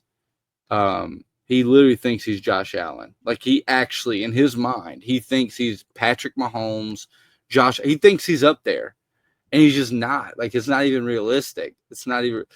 He's a good quarterback. Yeah. But you're not fucking Josh Allen. You're not Lamar. You're not Patrick Mahomes. You're not Joe Burrow. You're not even Justin Herbert. Like, you're just do your thing. So I've never really liked the guy. I've never liked him. But that humbling process, I think, really changed the trajectory of his career. And I think he has definitely flipped the script. It also helps you have a Hall of Fame wide receiver you're throwing to that's 6'5" and just dominates everybody that's in front of him. But we won't talk about that. It's easy to just throw it up and just close your eyes and just pray that he catches it, and he does catch it because it's fucking Mike Evans. So here we are. But there's quarterbacks. There's quarterbacks that can't do that either. So who? Well, we just talked about. We just talked about the New Orleans quarterbacks. With Mike Evans. We just talked about the New Orleans quarterbacks. I don't think either one of them you could put on that team and be successful either. Like I said, I don't think he's Shuck. You know what I mean? He was a number one overall pick for a reason. Like he's got talent. He's not Ritter and he's not Shuck. But like I'm saying, Jameis Winston did a pretty damn good job with Mike Evans. Like what was it? 30 touchdowns, 30 interceptions, minus the interceptions, of course. But dude, he had the yards. He led the league in passing yards, led the league in passing touchdowns, and he was ass. Like he wasn't a great quarterback. That has some. You have to just understand that if you have a guy like Mike Evans or Calvin Johnson, all you just put it in their area code. Yeah. All you do is put in the area code. If you watch, anyway, I'm not going to spiral too much on this subject. Baker and the Bucks, I have them at 10-7 in the division. Yeah. Two games less than you. 12. Yeah. So I have them 10-7. I have them 5-1 in the division. I do think that they're going to do a really good job in this division. But overall, I'm not too sold on them. They are the Houston Texans to me. It's just Baker's more consistent than Stroud, though. That's funny to hear you say this. I didn't say anything last episode, but boy, the turntables with the CJ Stroud takes. Who did? Me? Yeah, the turntables. It's crazy. I'm not going to say I called this 2 years ago, but here we are. Everybody's seeing it now. That's all that counts. It's okay. Stroud can't handle pressure. Well, he can't handle pressure. He just hasn't shown it either. So he can't handle pressure. You get pressure on Stroud, he's Jared Goff. Simple as that. Baker's at least better than that. I'll give you that. Yeah. Well, I'm not completely. I don't know. Stroud can still come back, but he definitely took a slump. Yeah, last year. He's a baller. I still think it's 1A, 1B. I do think that Bryce and Stroud are very comparable. I know we're coming off subject, but we're about to get to the Panthers anyway. But I think Stroud and Bryce are very comparable when it comes to like overall talent, but they're just completely different players. Like Stroud has to have the protection. Like this is a modern NFL. Like you're not having clean pocket quarterbacks anymore. Like they're there, but they don't win. Like you've got to have the ability to improvise. You can't improvise once every 60 plays and be like, wow, like that's Stroud, that's Goff, that's Cousins. That's those guys. Like Baker improvises at least once every 10 plays. You know what I mean? Like Baker will make something happen. Baker puts his head down. Like, I don't like the guy, but that dude will drop a shoulder on you. He don't give a shit. He's looking for a concussion. Like, he's all about trying to make an image. Look, I'm a tough guy. You know what I mean? Hey, all right, hey, you're dropping a shoulder. I'm not going to question you. You know what I mean? But Stroud, he'll improvise once every 20 plays, maybe 15, and all the others he just curls up. Yeah, he wants to stay in the pocket. He's a pocket guy. He's a pocket guy, and this is exactly why the Carolina Panthers could not draft him. You can't draft a pocket guy with all of the deficiencies that this team has. You can't. It will never work. This is why I've always been on Bryce. Bryce brings something to the team. Bryce brings an element to his game that evolves the Carolina Panthers offense. When the deficiencies are there, he can improvise. And that's something that homeboy can't do. But anyway, that brings me and you to the Carolina Panthers. The moment of truth. Drum roll.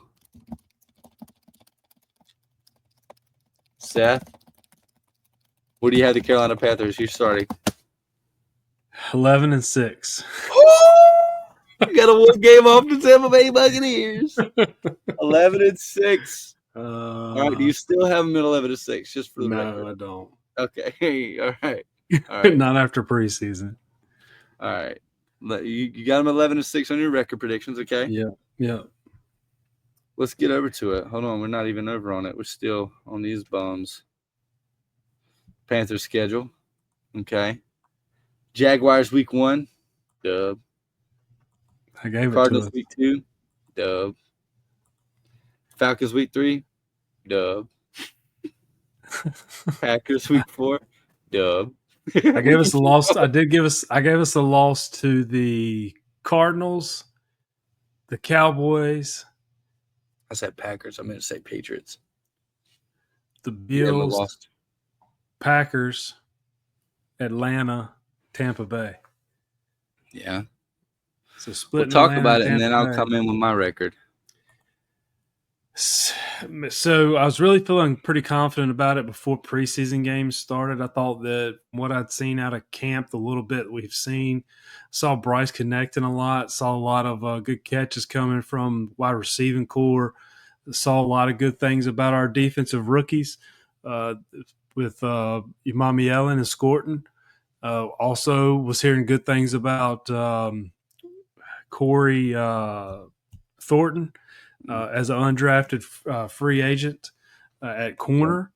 The linebacker thing again, with Josie Jewell leaving early in the offseason definitely swayed me a little bit, but I do like Roseboom. I do think that he's been out of maybe position a couple times. There's a couple times where I wasn't sure if it was him or actually Trevin Wallace was out of position, but at some point, I think both of them have been out of position.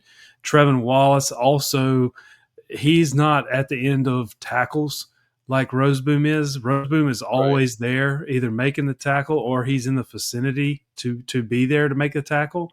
Right. He's swarming the ball. Trevin Wallace is, if you go back and watch, Trevin Wallace goes unseen sometimes. for good portions. And that worries me that he's one of your middle linebackers and he disappears from film. And I just think that with your middle linebackers, you want those guys around the ball at the end of the play. I mean, they're in the best position to make that happen on the field, and not to see that on a consistent basis, to have both those guys standing over piles worries me. On top of that, we really haven't seen, to me, I don't think we've seen, even when I was at FanFest, I was a little disappointed. I didn't see Derek Brown. I think we've only seen him in the Texans game.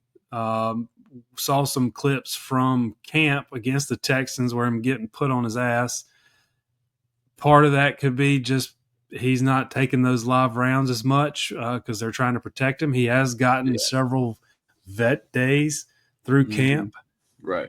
So that, I mean, I guess you're trying to just get him into the season, and that's when you really want him. It's a long season, so maybe that's part of it. Right. They haven't shown it on the field. A lot of this, my hype came from the rotations that could be had, and we just haven't seen that. It makes me worry still about the defense and Avero and what he's calling, which I know he did not call preseason 1 or 2. He's supposed to call this next game, but there's not going to be any starters. So still, this kills me, man. This whole Did they already announced that there's no starters? Yes, they already did. No starters in the well, there definitely ain't going to be no Bryce. But from what I saw, there probably ain't going to be no real big starters either. Yay. Yeah. So much fun. It's going to be, and it's Thursday night game too. So we have a family redraft this Friday. So I'm sort of glad it's not the Panthers playing, just because there's nothing the whole weekend. Yeah, it's really not going to be anything worth watching on Friday night. So I'll probably go to sleep watching it Thursday, to be honest with you. And again, 3 seasons in a row, I feel like I'm going in with a lot of unanswered questions. A lot of no starters. You know, your starters aren't playing, or when they did play, 3 and out in 3 or 4 drives against the Texans. Y'all were getting handled. You know, that's getting handled. 3 and out, you're getting handled. Well, we didn't have Bryce in more than 6 plays. Yeah, and I know we also had Damian Lewis didn't play. I think Scorton's ruptured or collapsed lung played a factor in the defense. Just in general. Yeah. Dave Canales, he already didn't want to start any of his starters last preseason. Yes. I think it played a part in the decision to pull the starters. We only saw one good drive this whole preseason, and that was against Cleveland. Yeah. That one touchdown drive against Cleveland. And here's the thing too, and I don't think I may have did I share this with you? I think I said something to you about it. Why is it? It definitely appears that when Coker is not on the field, this team is not as dynamic. Me and you have said the same thing, man.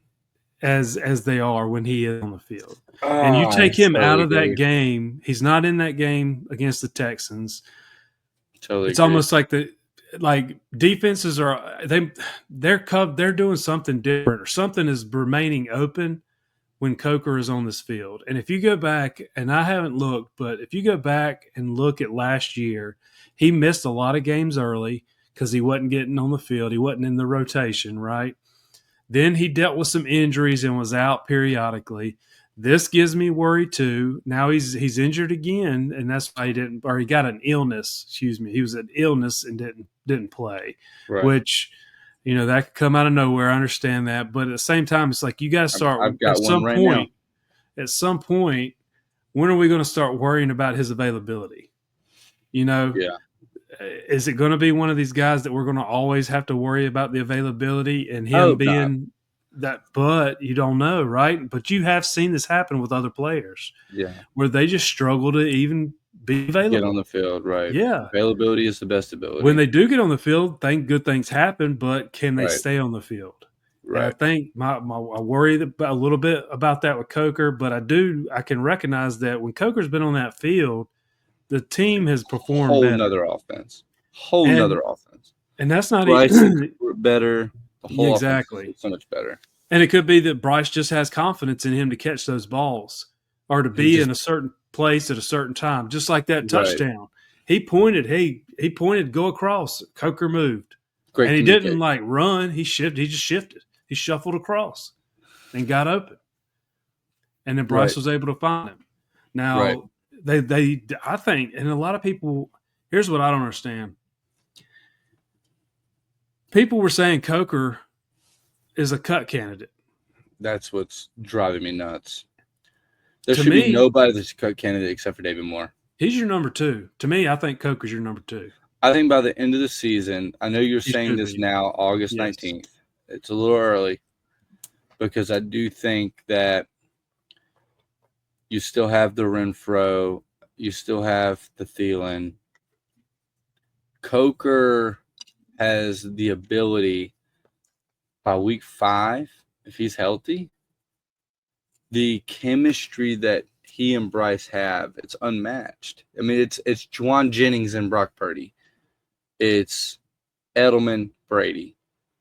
That's what this reminds me of. Like, when Coker is on the field, something is happening. Those guys they click. They click. They mesh well. Coker is not this specimen out there. He's not some League to me is a liability. I'm just going to say it on the podcast. It is what it is.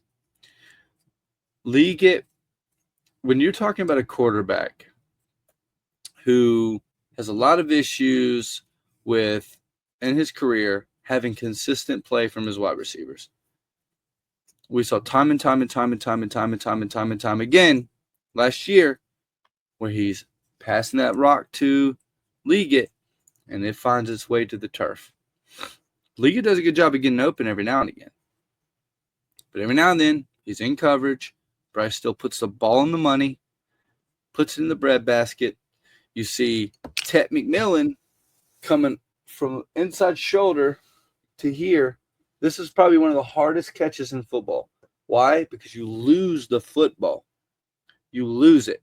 When you're on the inside shoulder and the ball's thrown to your outside shoulder, your eyes come off the football. You can't track the ball all the way. You can't come around. Like, you lose the football. So it's one of the hardest catches in football. Over the shoulder, outside shoulder. It's very difficult. Tet McMillan just did one in last preseason game against the Browns. Right?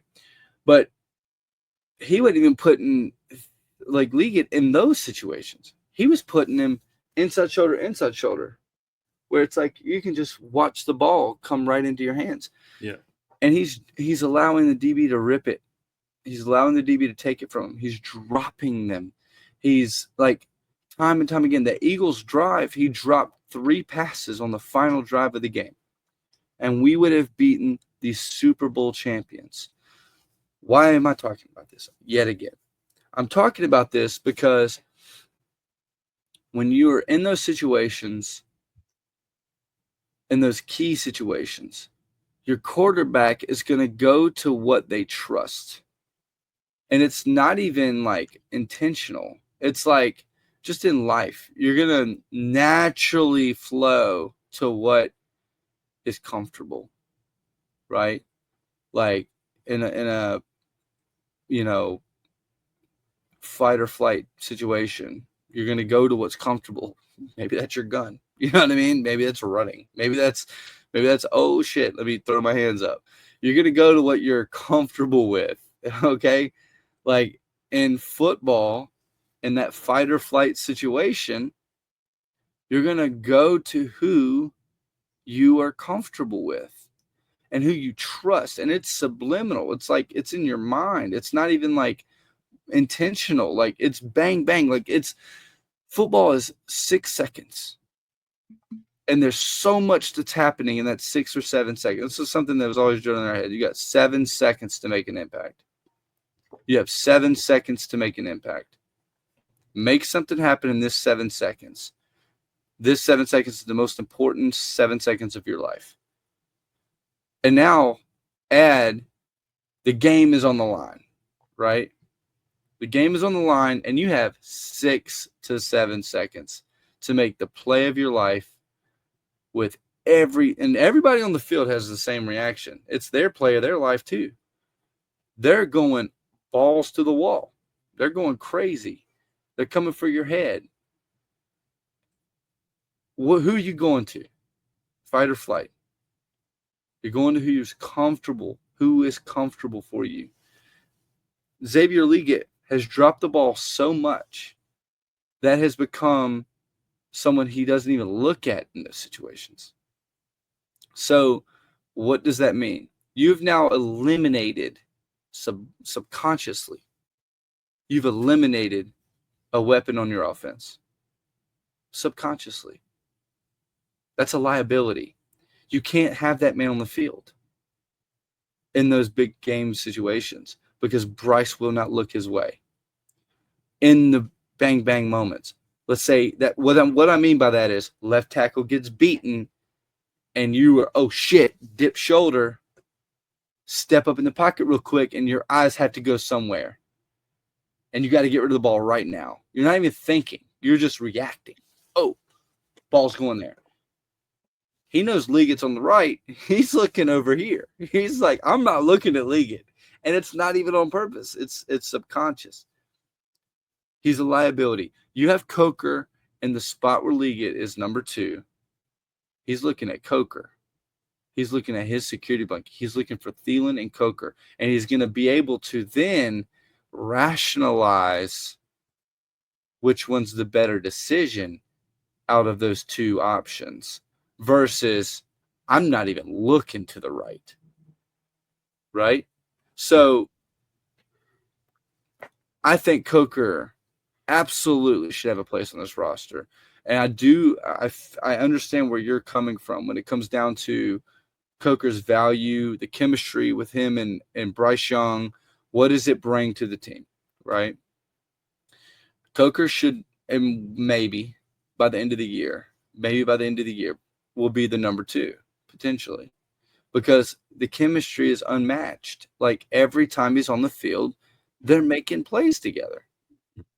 So I 100% agree with you. Down to the defense, Umamiele made some plays this week. It was backups. He was tearing up the backups, which is a good sign. But he wasn't Von Millering those backups. Von Miller just destroys the first strings. He's destroying Pro Bowlers, so. Umamiele says there's not a left tackle in the league that can stop me. You gotta pick your game up, big guy. You gotta pick your game up. Want to be Michael Parsons? That's okay. We'll get there. You're not Michael Parsons. You're not. Julius Peppers in his prime. Just to talk about a Panthers player here. So I'm not too impressed with what our backups have done in the games. Ramsey, again, we talked about this last episode. I don't think they're putting him in the right spots to be successful. I don't think they're playing him the way that he should be played. I think he needs to be playing box safety. We're predominantly a 3-4 cover 3 defense. So you're playing 3-4 cover 3. You need to have a box safety hitting the flats, hitting the run game, shifting that up, playing the middle of the field, whatever. But they don't freelance. And this guy is a true box safety, and he's being limited because they're putting him in at the free safety spot, playing the middle third. He's completely out of the play. Like, you don't see big plays very often in the NFL. This is not the college football. This is no longer college football where any given Sunday there's a 90-yard touchdown. Like, you don't see safeties getting destroyed in the middle third.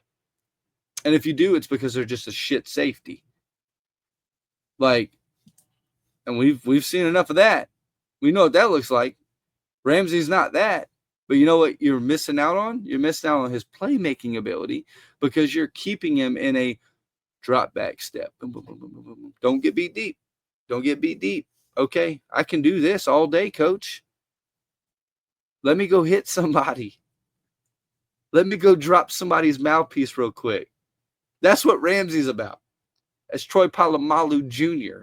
Like, let my mans go hit somebody. And we're failing that. We're failing that. And it's frustrating. Yeah. It's frustrating. I'm not seeing shit. My record, because I haven't even said that yet. I have them at 9-8, tied with the Falcons. But I have them at the tiebreaker, being second in the division, one game behind the Tampa Bay Buccaneers. So many question marks. So many question marks. Am I as worried about the preseason as you? Not really, because we have a head coach that doesn't give a shit about preseason. He showed that last year. Yeah. So essentially, he's evaluating the bottom of the roster. He doesn't care what the starters are going to do. What did I see from Bryce at the end of the year last year? Saw a lot of great things. Do I think he's going to start off the way that he started off last year? Hell no. I don't. Will he? I fucking hope not. Like, I really hope not. All right? That's all I can say about that. I don't think he will. I think we're in a great spot with a true wide receiver one, a guy who, again, I just described as catching those hard NFL passes, in my opinion, the hardest catch to make in football. Because you lose sight of the football for 2 yards, 3 feet. That's 1 yard, but really more than that. 4 or 5 feet, right? About 4 or 5 moment. Yeah, it's a good little moment, and it's like instant, you know.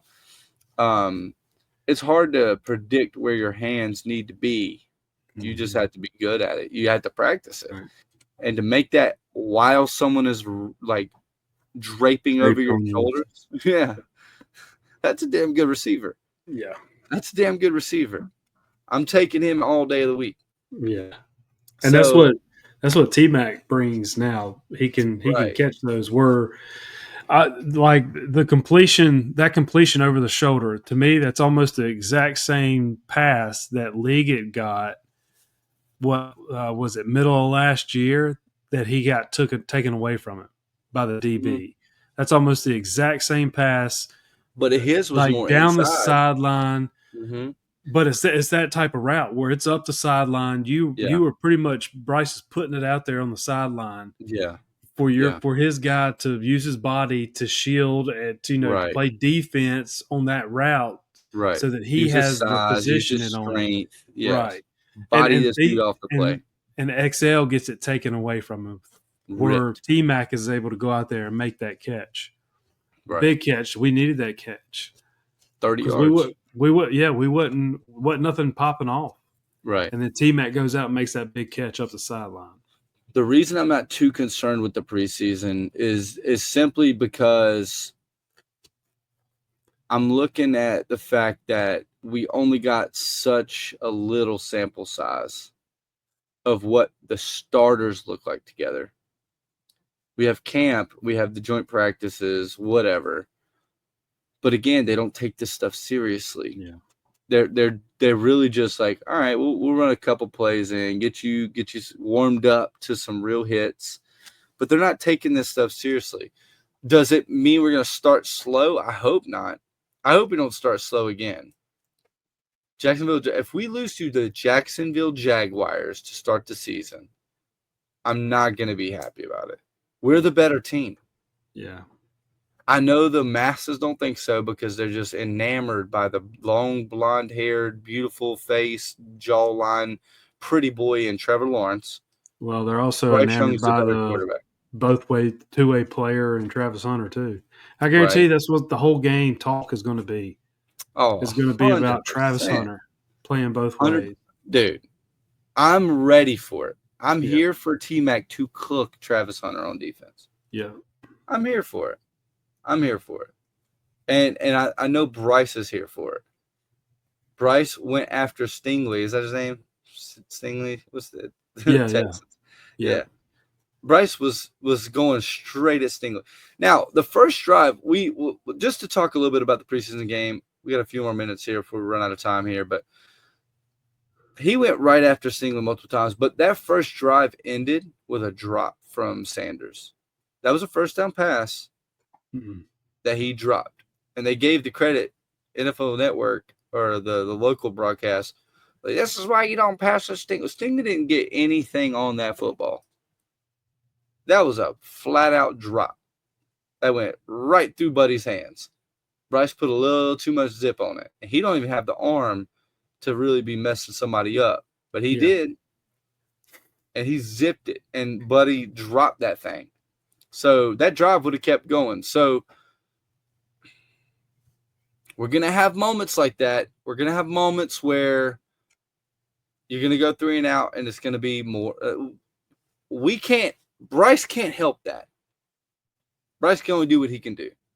He can only put the ball where it's got to be put. The receivers aren't going to catch the damn football. What the fuck are you going to do about it?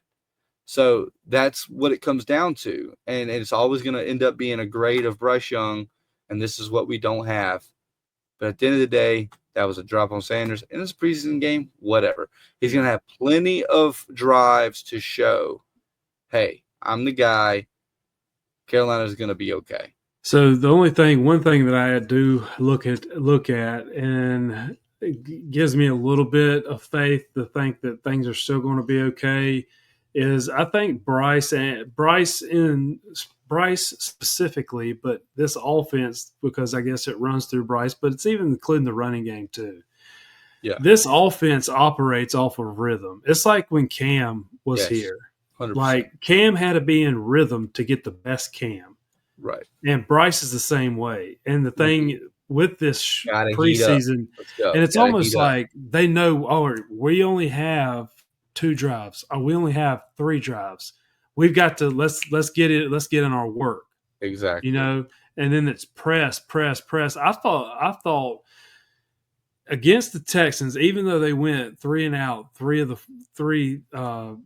even though they went 3 and out in 3 of the 4 drives this season, against the Texans, I thought they're there. Like, it's so close to being there.